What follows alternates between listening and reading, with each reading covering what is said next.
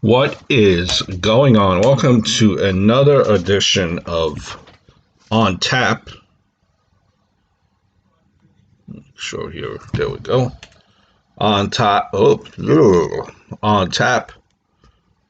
Talking about all things sports, NBA, MLB, NFL, NHL. How about some UFC? We do that here as well.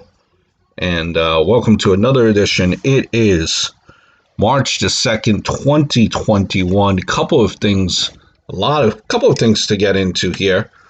And what we do here, obviously, we get into the weekly weekend sports news and stories to kind of get into, kind of go over, and stories that, quite honestly, are very interesting. It's been a very busy week in sports this past week, so let's dive right in to them. I would appreciate it too if you could give this video a like, hit the subscribe button, hit the notification bell. I will let you know when I am posting videos, when I do go live, doing a live stream, and all things sports here on this channel. So let's get right into it. Spring training has started, and spring training, as we heard last week, Tim Tebow retires from spring training, at spring training from the New York Mets. Didn't really get that far. He got it. He got to AAA. Did he deserve to be in AAA? That's maybe a different story. A lot of the, reporters and people that do this for a living kind of have stated that they felt that Tim Tebow was kind of given the position that he was given in baseball, given an opportunity because his name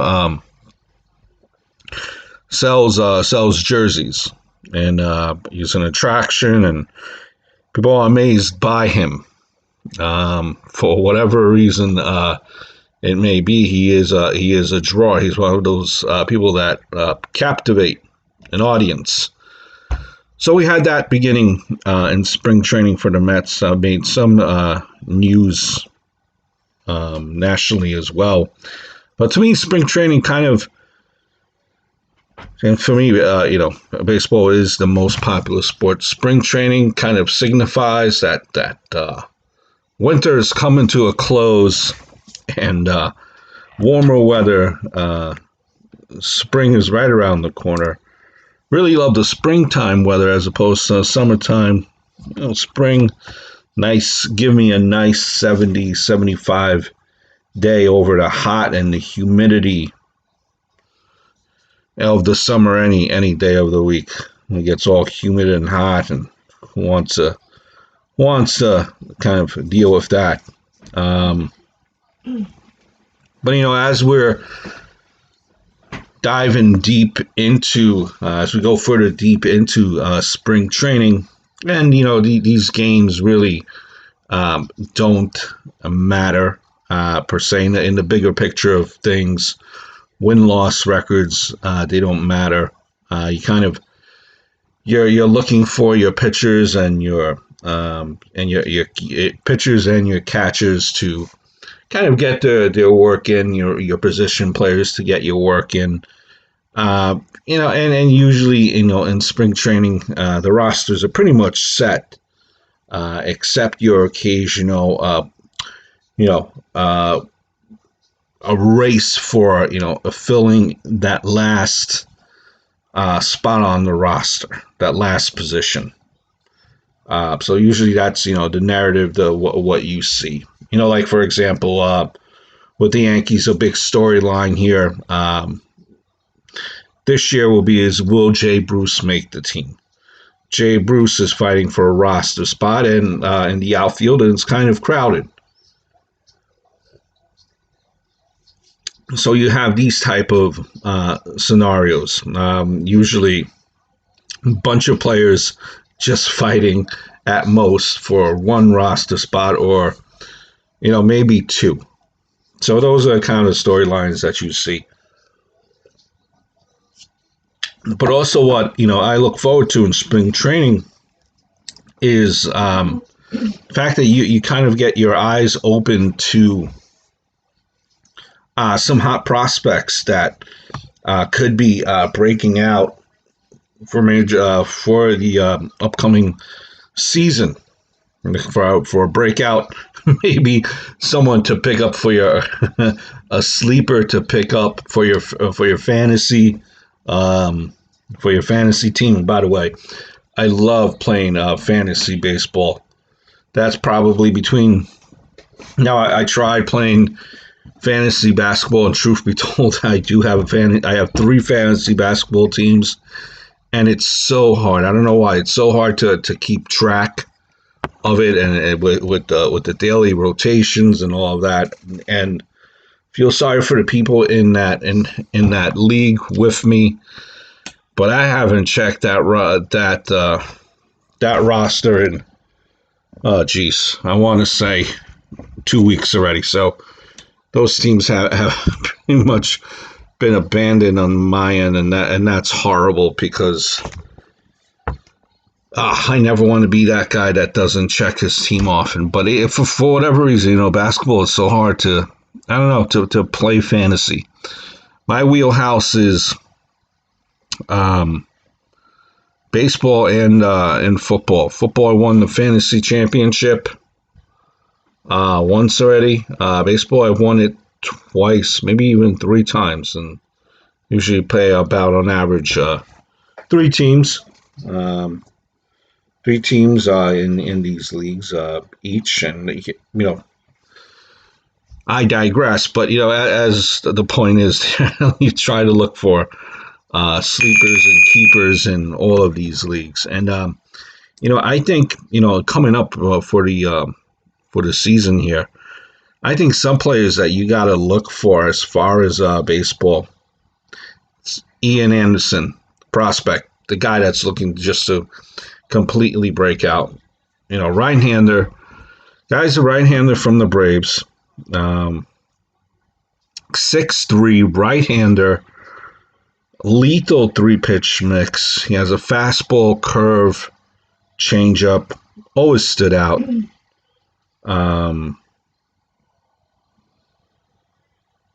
Drafted 3rd overall in 2016 is this guy. 22-year-old, 1.59 ERA, 11.47 Ks over 9. 10 combined regular and postseason starts. He debuted, steadily climbed the Braves minor league ranks. Debuted in Atlanta's rotation last year. Still considered a rookie. Even though he's kind of, he's thrown 32 1/3 major league innings.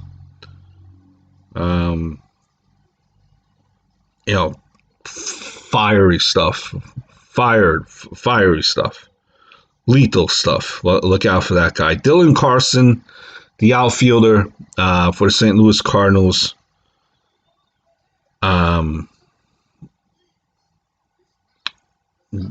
Growing pains.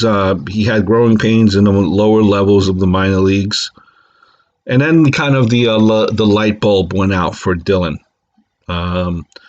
Switch hitting, which is a plus in today's game. A switch hitting outfielder, completely torched, double and triple A, pitching 292, 372, 542. That was the batting line. 28 homers along the way, threw an even. He threw in an even 20 steals on top of that. First month in St. Louis was definitely a struggle. 22-year-old kid. He sprinted through the finishing line. 323 average over his last 10 appearances. That was including the playoffs as well. 6 of his 10 hits during that span were for extra base hits. Powerful outfielder. I think he's slated to kind of be an everyday role in right field. You remember you traded Dexter Fowler. I think that opens up the position for him there. First full season in the big, so look for that. Dylan Carlson with the Cardinals. By the way, just the absolute beauty of a trade. Beauty of a trade that the Cardinals made for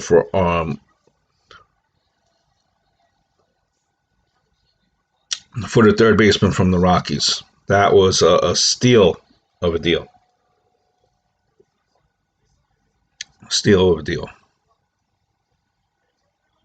Look out for a third baseman in Pittsburgh. Ke'Bryan Hayes. Now remember, Pittsburgh, what's been the trend here for these guys, they kind of get rid of them before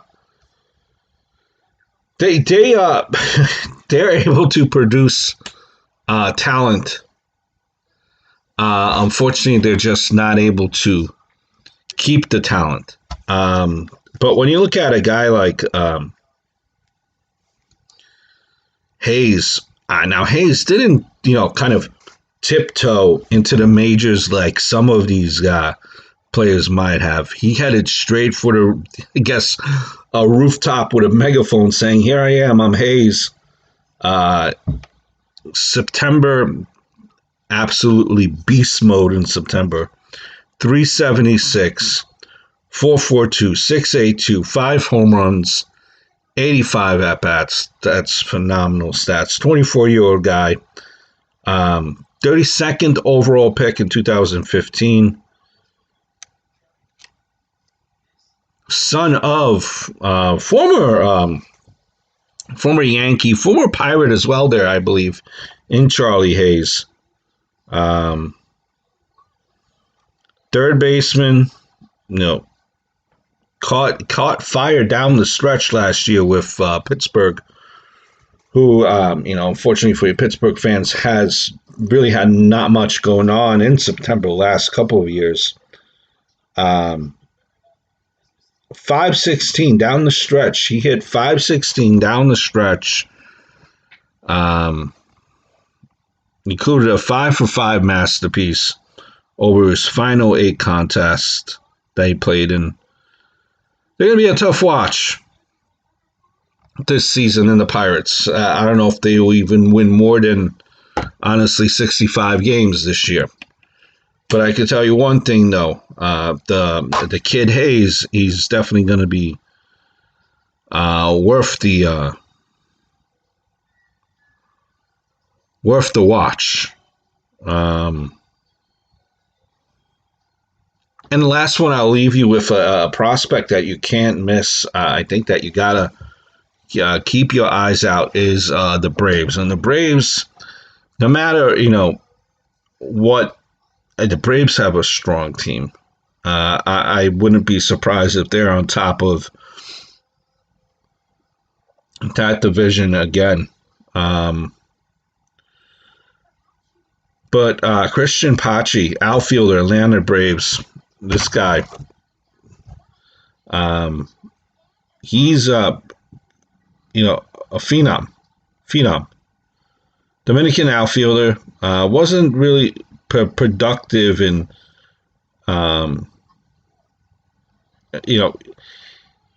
he experienced the phenomenon of logging more at-bats in the playoffs than he did in the regular season. 4, okay? He had 22 at-bats in the playoffs and 4 at-bats in the... Oh. Let's see. Yeah, there we go. Back here. So he had 22 at-bats in the playoffs, 4 at-bats in the regular season. He wasn't terribly productive in those in that span there. 5 combined regular and postseason hits.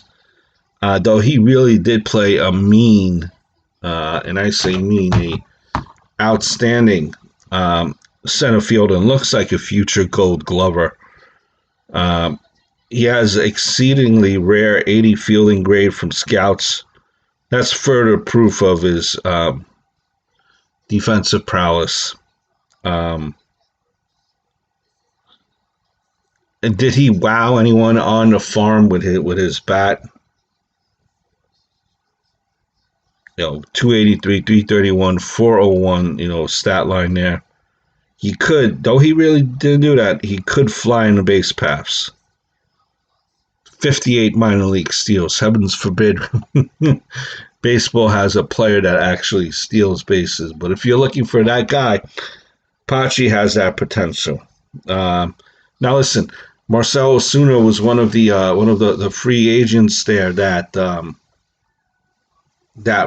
did not sign for a long time until he finally did sign with the Braves, coming back in with Ozuna signing. Excuse me. That kind of it does put a little hamper on Pachi in his playing time, without a doubt. Not going to have regular playing time. But you have an injury-prone Indar and Senorante in center field, so there's a possibility that you could see Christian Pachi playing center field, due to injury. He will definitely make his name known in baseball this season.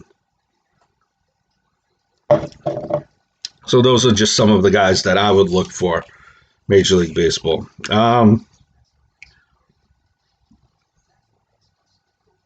Also, the Major League bat that is still out there, free agent. I think a guy who kind of just overestimated his worth. Definitely overestimated his worth, and that's Jackie Bradley Jr., who's still out there, and he's not has not been signed.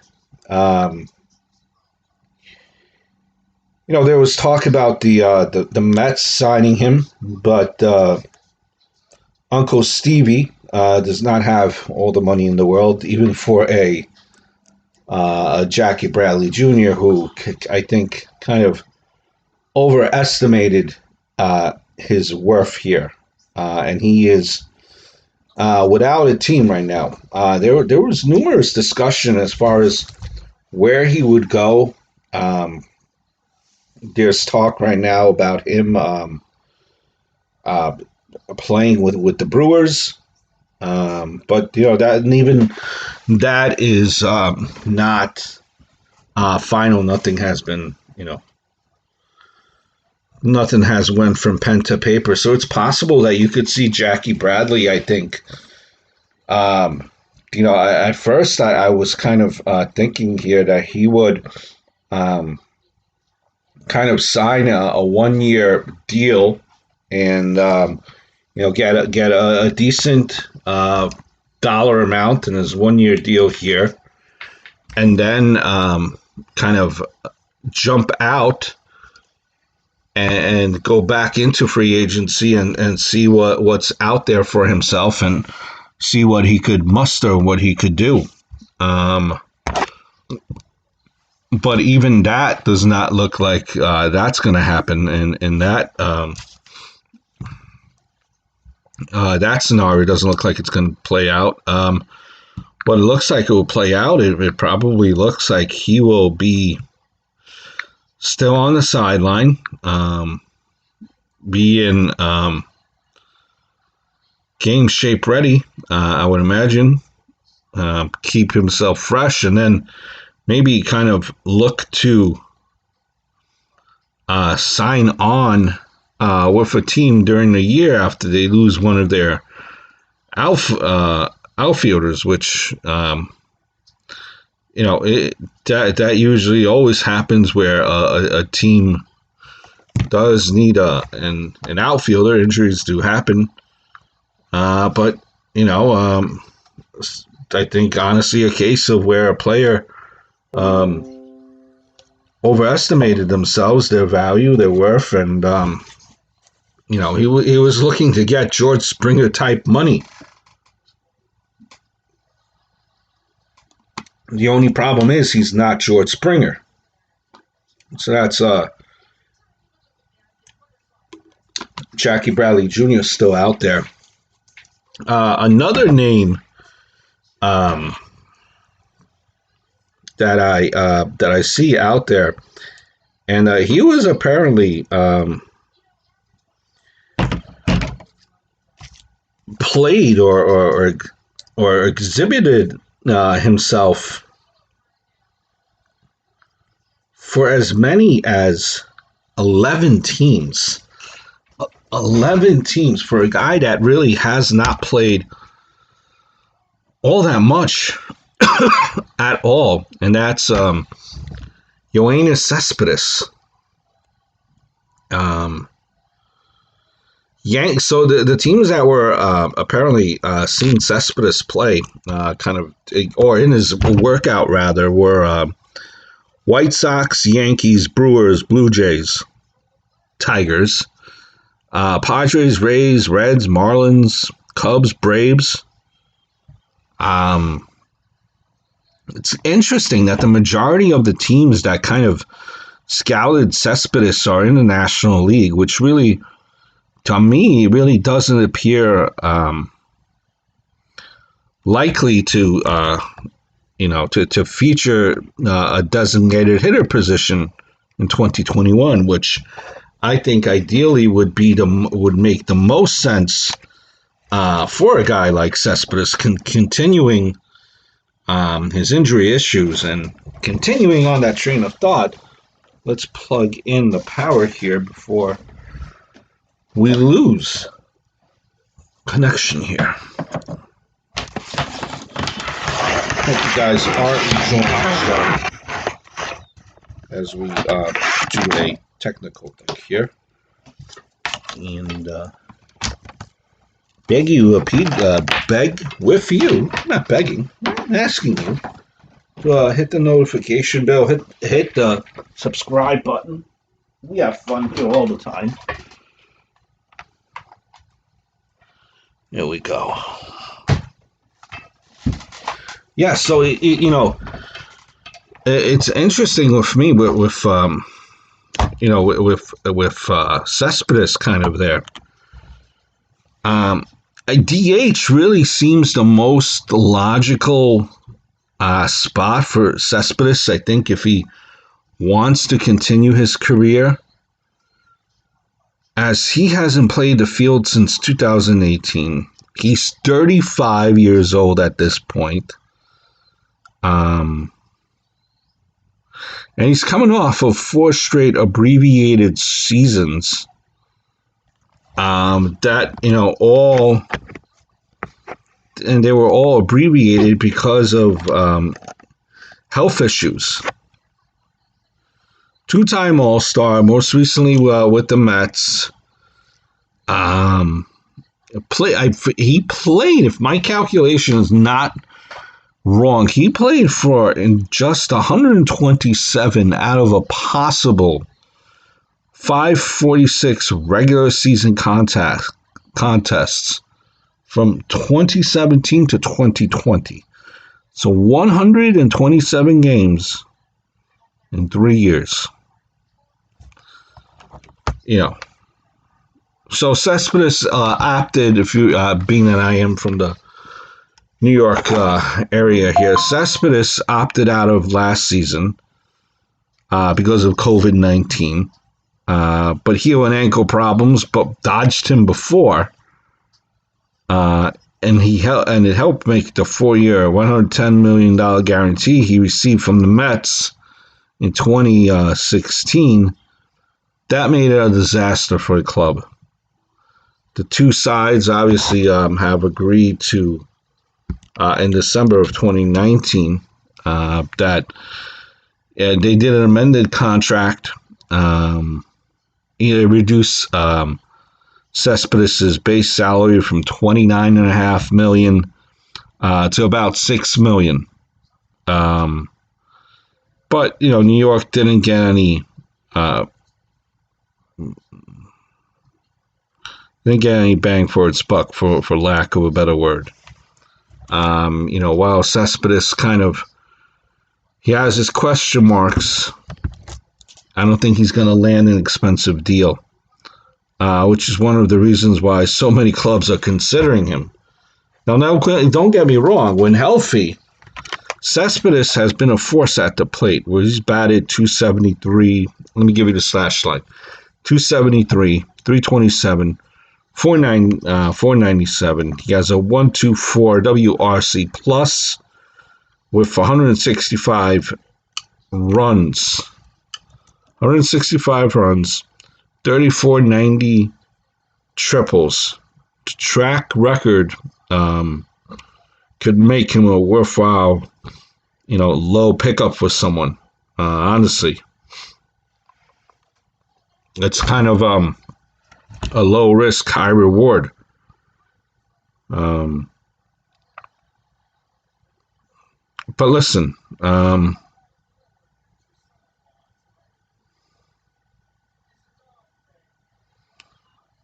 the thing put behind him is a lot of fans are saying, why would any contending team want him as the ultimate gamble? This is what you hear. Been a one-man wrecking crew. When he wants to play, he'll lead you to title contention. But when he's not motivated, he'll wreck your clubhouse.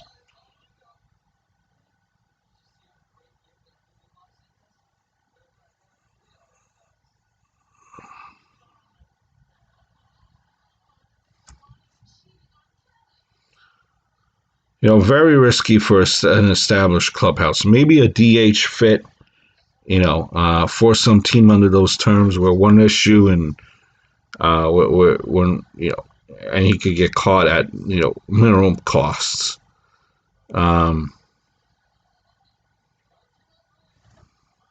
It's going to be a interesting upcoming few weeks to see where guys like Cespedes and Bradley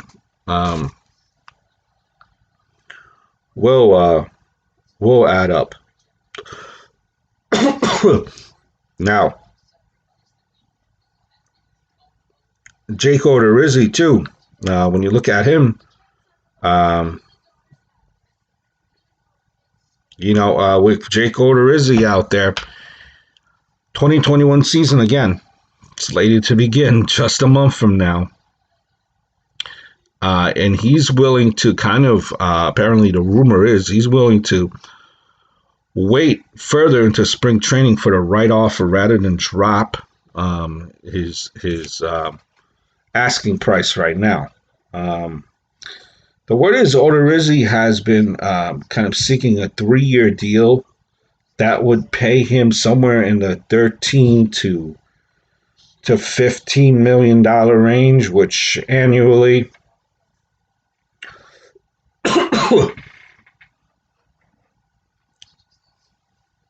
remember Kyle Loesch, he netted a 3-year $33 million deal with the Brewers in spring training in 2013. So it's possible Alex Cobb landed a 4-year deal worth $57 million with the Orioles late in spring training in 2018. So this type of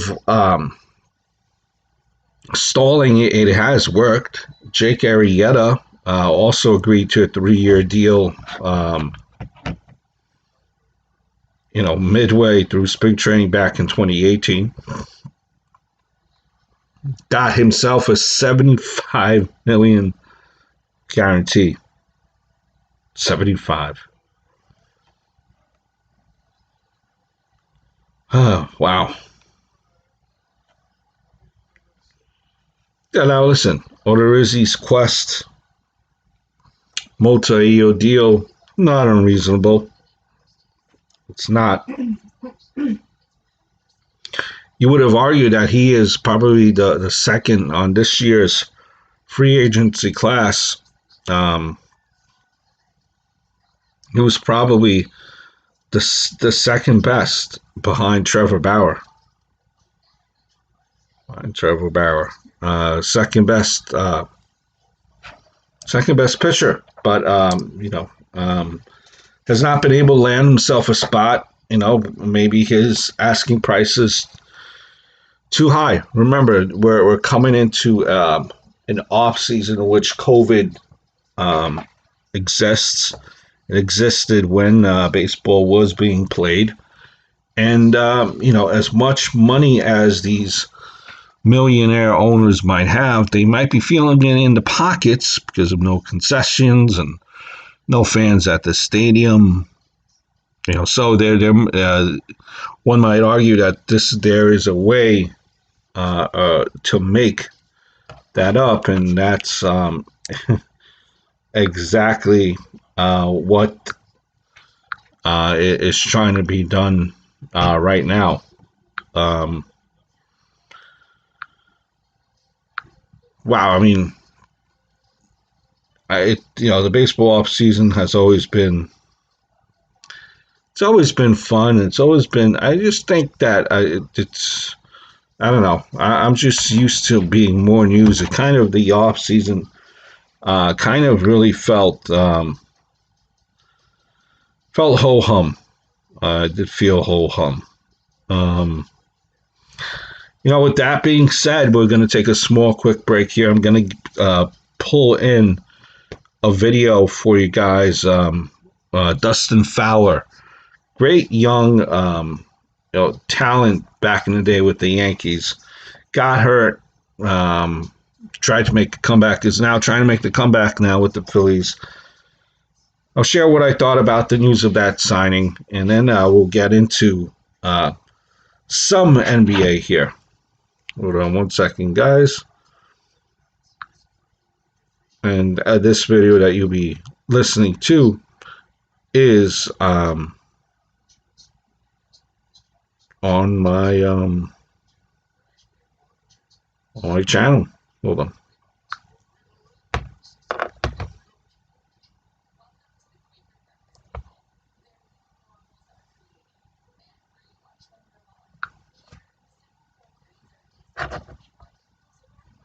Boom, boom, boom, boom.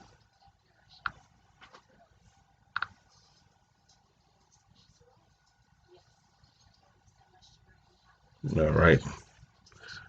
Be right back, guys. Let's give you that video here.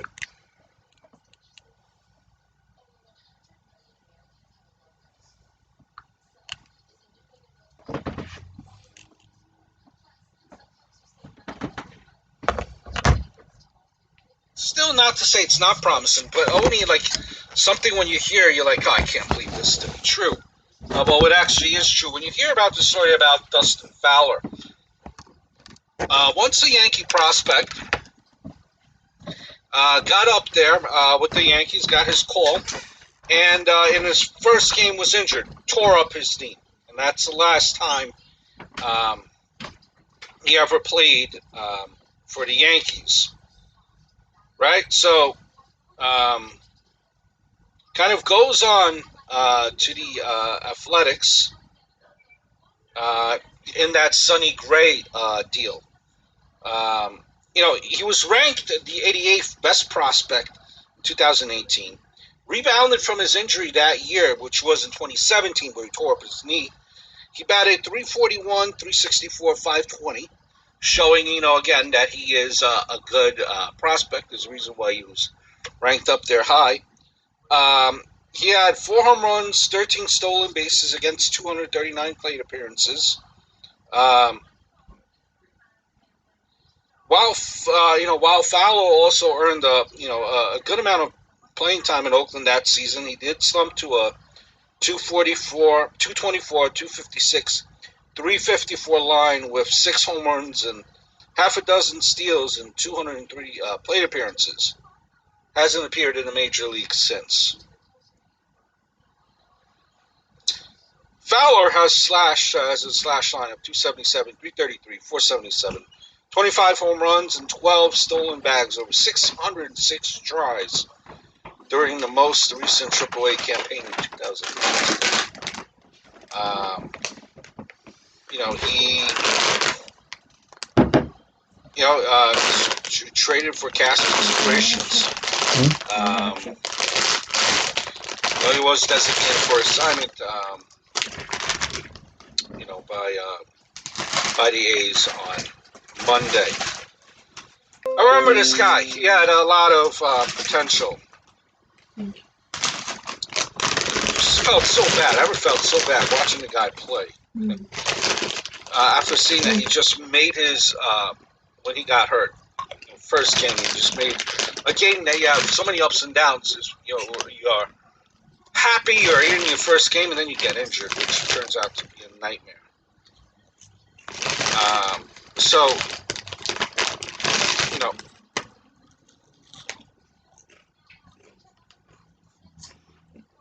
What can he say?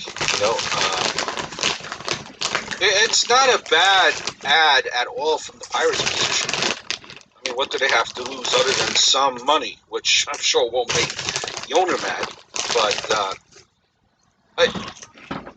I always thought that Fowler would have had a decent career ahead of him. But that injury obviously, it's kind of derailed him in trying to make things better again. A reasonable upside, for Fowler for free that you didn't even have to remove someone from the 40-man. And if he sinks this, spring, he will most likely clear waivers and you could work with him in the minors and a Frazier or somebody on waivers takes the spot. Fowler, I believe, is more suited, though, for the corner outfield, but only right field at PNC Park, my personal opinion. If his offense comes to fruition, it could be what the Pirates need since trading away Bell. If you're a Bucks fan, I think you'll keep your fingers crossed because any Pirate fan can predict Polanco going on the IR. The laptop marks don't work. Now, it doesn't work. If King if you want to do something like this, allow you Pirate fans a microphone. Bid on when he goes on the IR. Some of you guys will be lining your pockets. Is that blinking light? Right? It's a microphone working. I hope the best for you guys. As you really, Pirates, don't have much more money to play with, and they try to make do with as much do with as little that they have. I hope all is well. I'm looking forward to speaking to you guys very, very soon.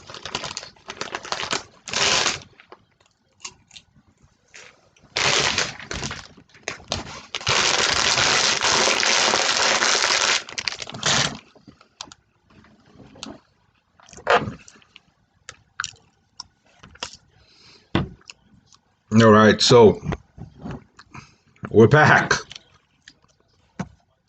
And we're going to transition into, as we look to wrap this up here. And again, please do subscribe. Hit the notification bell. It would mean a lot. Tell your friends. We have fun here. Any questions, any comments, please do leave it on the bottom. Some NBA news and quick NFL note, and we're going to call it a night. But, talk about, this is a first for me, and I don't know, I don't think this has ever happened Um, maybe it's happened in cases of, heavens forbid, a tragedy. Um, um, well, what I'm getting at is the Houston Rockets are set. They are in the. They're going to retire James Harden's jersey. Yes, James Harden jersey, the same guy that. Now, I guess the Rocket franchise here, and they're better, I guess, better personality than most of us would be in this scenario. They're choosing to remember the good times as opposed to the bad times. They want to retire his old Rockets jersey. James Harden is still playing. James Harden is still alive. James Harden is the guy that, although a lights out, phenomenal player during the regular season, during the playoffs, it's questionable what happens and why they couldn't move forward. And James Harden for many years was the centerpiece of that franchise, brought them as fans close to championship, as close could be. So I guess I understand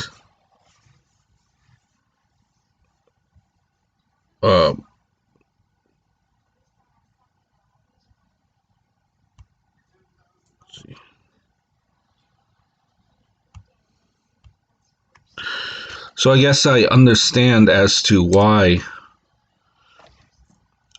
they would want to retire his number, but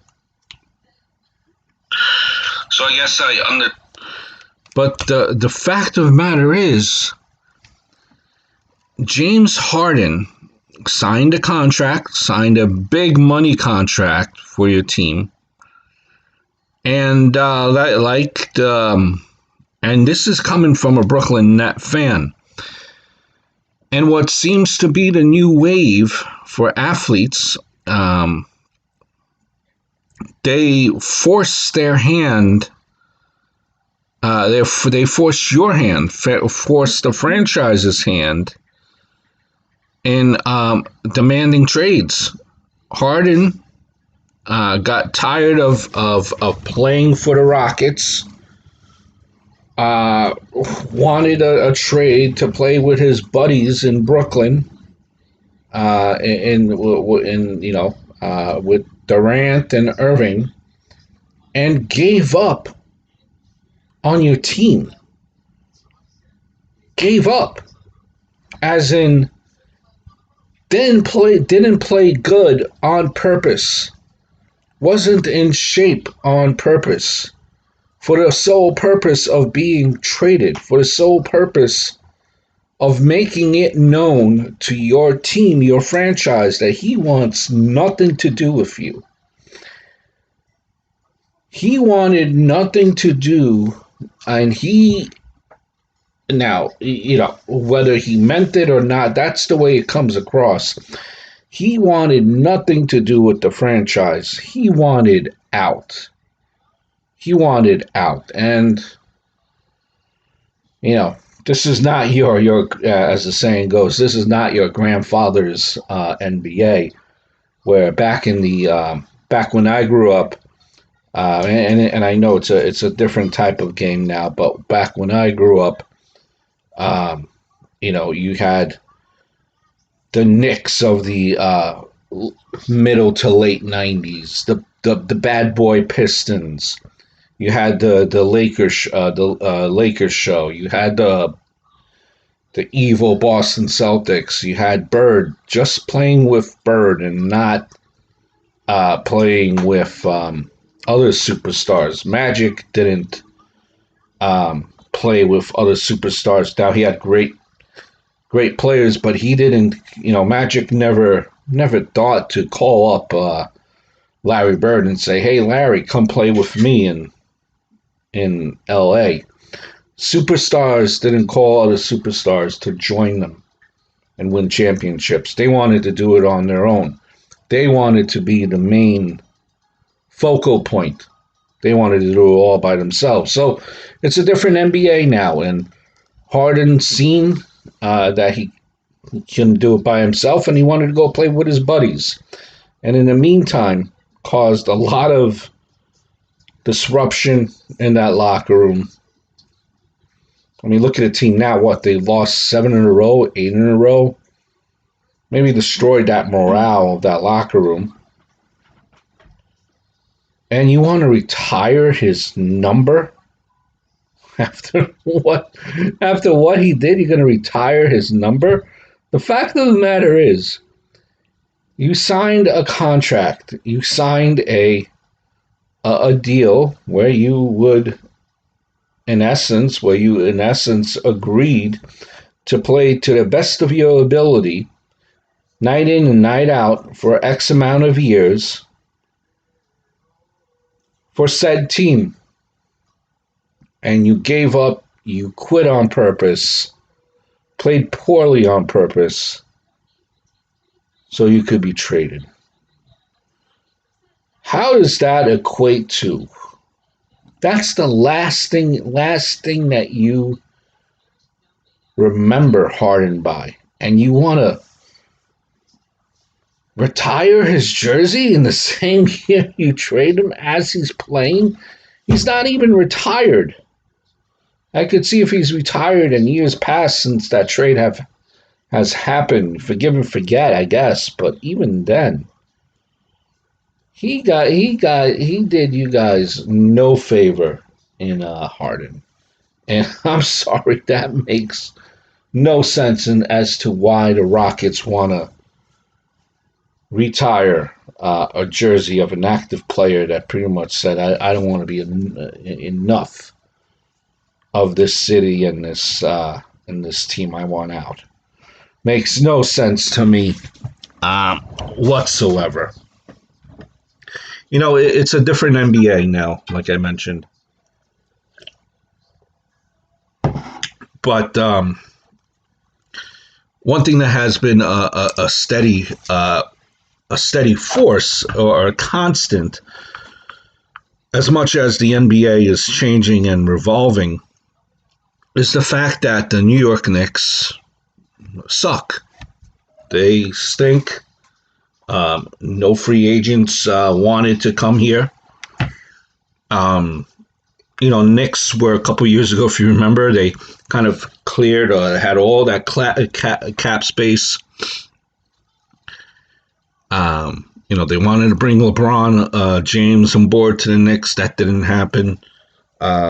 Even year before last, they wanted to bring Durant on board. They wanted to bring Kyrie Irving on board. And that didn't happen either.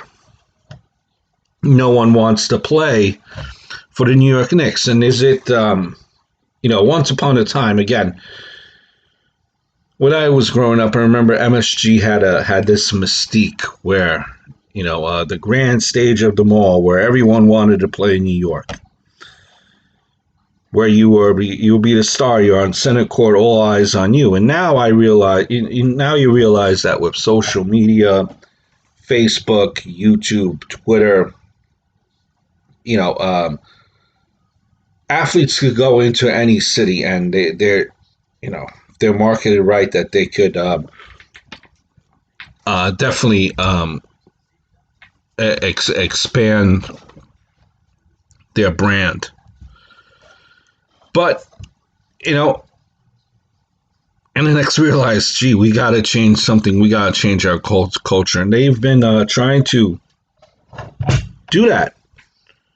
And they have a coach now in Tom Thibodeau, who, and the Knicks, for the first time in a very long time, this late in the season, are a 500 team. Rose loves Thibodeau. He's acquired back to play with the Knicks and be a mentor. There is actually room now, into speculation, that Andre Drummond considers a Knicks a good landing spot. Andre Drummond likes New York, and believe it or not, supposedly likes the New York Knicks. Mount Vernon resident. Listen, Andre Drummond, top 3 rebounder in the league. He could screen, post down low, and score. He is also good defensively. He can match up better with some of the bigger and more physical guys in the NBA. You could get him, but don't mortgage the farm. You could, if you really want Andre Drummond, you could, pick him up. If he really wants to come here too, you could pick him up in the offseason as a free agent. New York native. I'm sure he would love to come back home. That's apparently what the rumor is. He wants to come.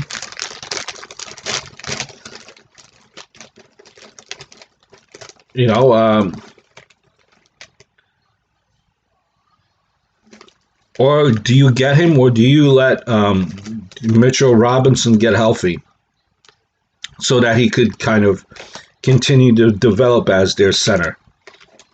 Maybe you're saying that there shouldn't be no rush. The Knicks are already heading in the right direction.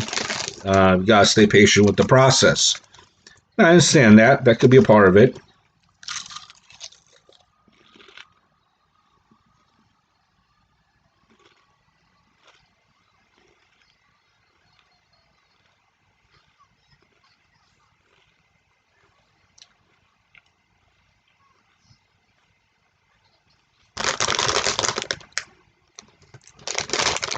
Do the Knicks have enough pieces right now?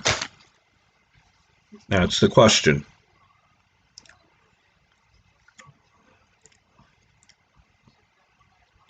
Too much to give up for him,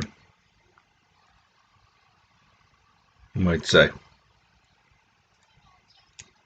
Now,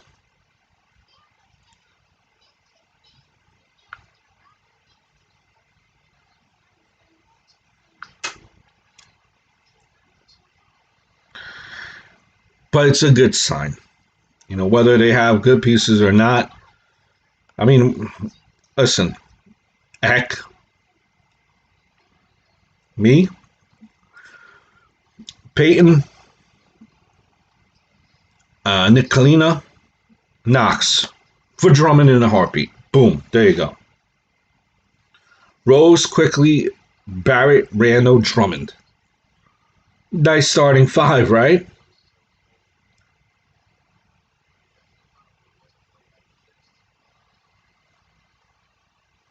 Right? Now, if Tibbs is smart enough to go with that lineup, listen, hypothetically, what if it kind of leaves you a little thin at the guard, but you still have now rotational Rivers, Harper, Bullock, OBI, Noel, and Robinson when he heals. I listen. I could think it would be nuts to kind of pass up a chance at Drummond. He's a beast and a great fit, to me anyway.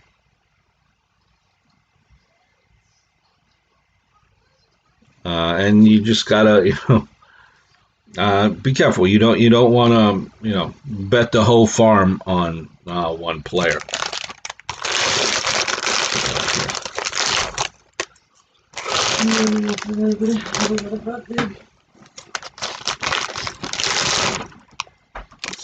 The Miami Heat, and actually not the Miami, the Atlanta Braves here made some news as they have fired the head coach. Atlanta Hawks. Why do I say Atlanta Braves? Derp. Atlanta Hawks. Have fired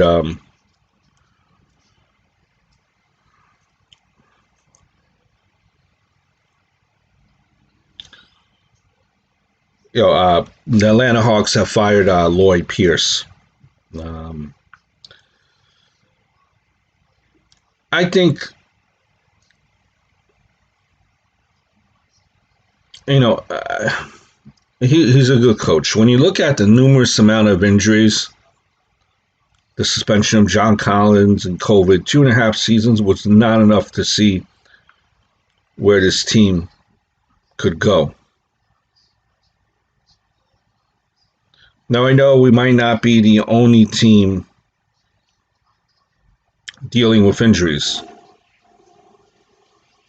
I also got to look at the record of 63-1-20.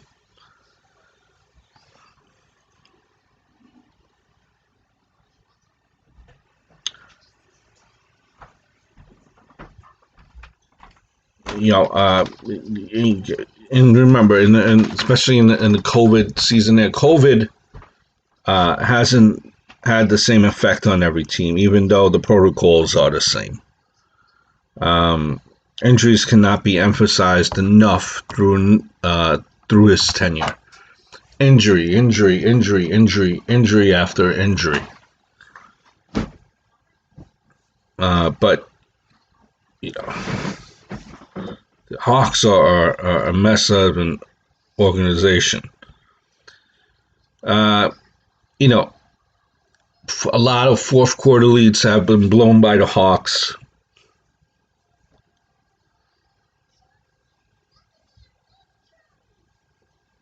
But that's always the case with young and inexperienced teams.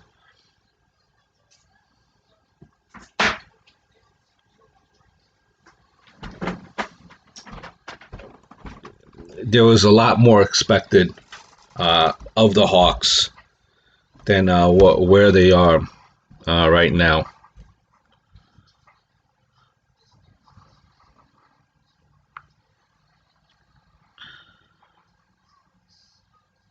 You give them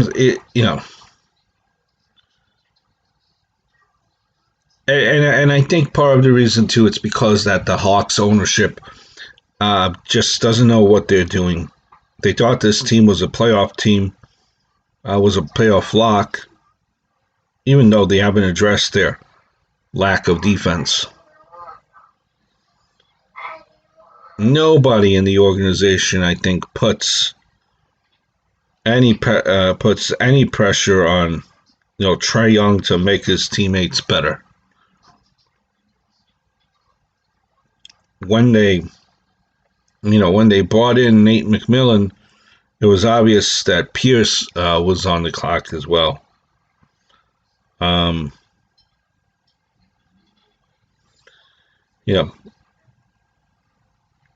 This had to happen, I guess, in a sense. You need to make changes sometimes. Ton of talent and potential.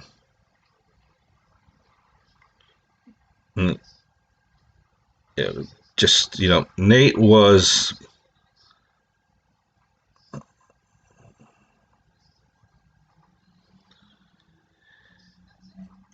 just shocked at what happened. Shocked at what happened with the Hawks. Is Trae Young overrated?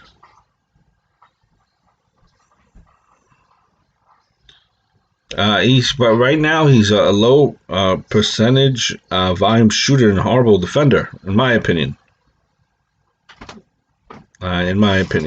But with this new coach, it's going to take time to implement a new system and a new way of operations, and it's back to the rebuild. Back to the rebuild again for the Atlanta Hawks. Leave you off with Dak Prescott. Dak Prescott apparently is looking for Patrick Mahomes type of money. And the thing with Dak Prescott, he's coming off of injuries. He hasn't won the Super Bowl. So unfortunately for Dak Prescott, and I don't think he's even on is even on Pat Mahomes' level in Dak Prescott. I think he's just one step below. The amount of money that he's looking for, it's an exorbitant amount. I don't think that Dak Prescott will get it. I think you're going to see Dak Prescott sign into the season. But that type of money right now that he's looking for, it's going to be tough for an NFL team to cough that up. So, just that was my quick thoughts there on the NFL. There are other news and other videos besides this podcast all week. This has been On Tap. I thank you so much for your time. I hope all is well. Do spread the news. Look forward to speaking to you guys very